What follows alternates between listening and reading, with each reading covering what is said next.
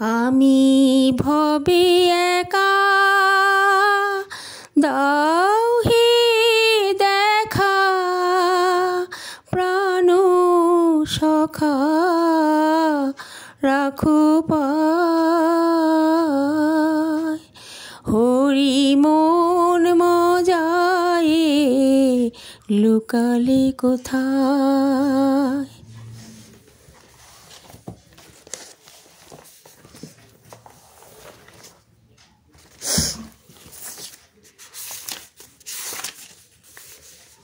যে ব্যক্তি ঈশ্বরে বিশ্বাসী নয়, আবার জ্ঞানেরও অভাব তার মধ্যে, সে কখনই সুখ লাভ করতে পারে না।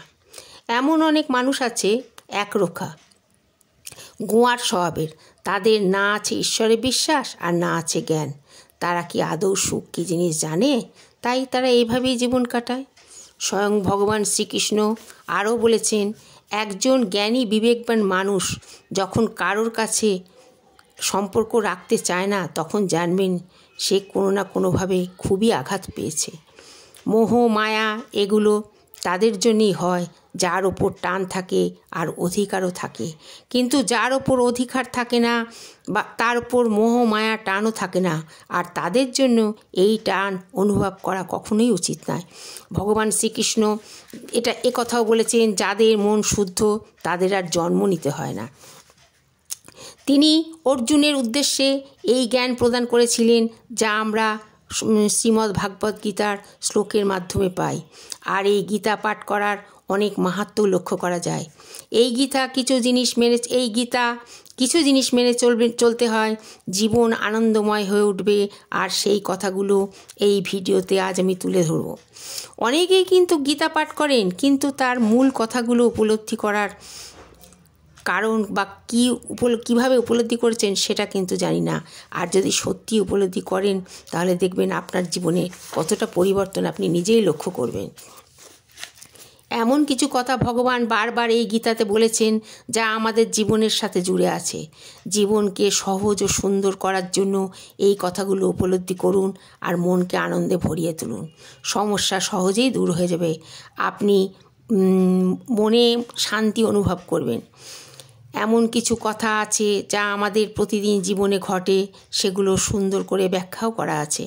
পৃথিবীতে কখনো যদি মনে হয় আপনার সব শেষ হয়ে গেছে, আপনি মনে করবেন এটা আপনার জীবনের একটা ব্রেক নেওয়ার সময়। রাতের পর আবার দিন আসে, তেমনি আপনার শেষ নয়, আবার নতুন করে আপনার সিগন্যাল দেওয়া হচ্ছে ভালো হওয়ার। ভগবান বলেছেন, পরিস্থিতির সাথে লড়তে শেখো, চোখের জল মুছে ফেলো, ভয় পেও না, বাঁচতে শেখো, মনে করো পৃথিবীর মতো বিরাট সাগরে তুমি সাঁতার শিখছো। ধৈর্য রাখো, নিজেকে ভালো জায়গায় নিয়ে যেতে গেলে খারাপ পরিস্থিতি বাধা সবই আসবে। তিনি আরও বলেছেন, আয়নায় মুখ আর জীবনের সুখ শুধু দেখানোর জন্য, এগুলো আর কিচ্ছু না। তা দুনিয়াতে কারোর ওপর আশা করে কখনো থেকো না, মনকে উদার বানাও, কারোর থেকে কিছু কেড়ে নেওয়ার চেষ্টা করো না। কারণ যারা পরিশ্রম করে রাজমহল তৈরি করে আর সেই আরও একদল সেই অলসতা করে সেই রাজমহল বিক্রি করে দেয়। যারা সমালোচক তাদের কথায় কান দিয়ে না দিয়ে এগিয়ে যাও, আর দেখবে এই সমালোচকেরা ঠিক একই জায়গায় পড়ে রয়েছে। বাস্তব সত্য কথাগুলো মানুন। আর যে মানুষগুলো মনের দিক থেকে ভালো হয় তারা খুব দুঃখী হয়, আর যারা মনের দিক থেকে ভালো নয় তারা কিন্তু সুখী হয়। তার একটাই কারণ, যে মানুষগুলো কষ্ট পায় তারা কখনো মতলবী হয় না। পরিষ্কার মনের অনেক আপনজনও আছে, আবার অপরিষ্কার মনের অনেক আপনজনও আছে। তাই সব কিছুই সহ্য করে নিজের জীবনকে এগিয়ে নিয়ে যান, স্বয়ং ভগবান শ্রীকৃষ্ণের উপদেশ। ভালো লাগলে ভিডিওটা শেয়ার করবেন আর সাবস্ক্রাইব করবেন। ধন্যবাদ। জয় শ্রীকৃষ্ণ ভগবান।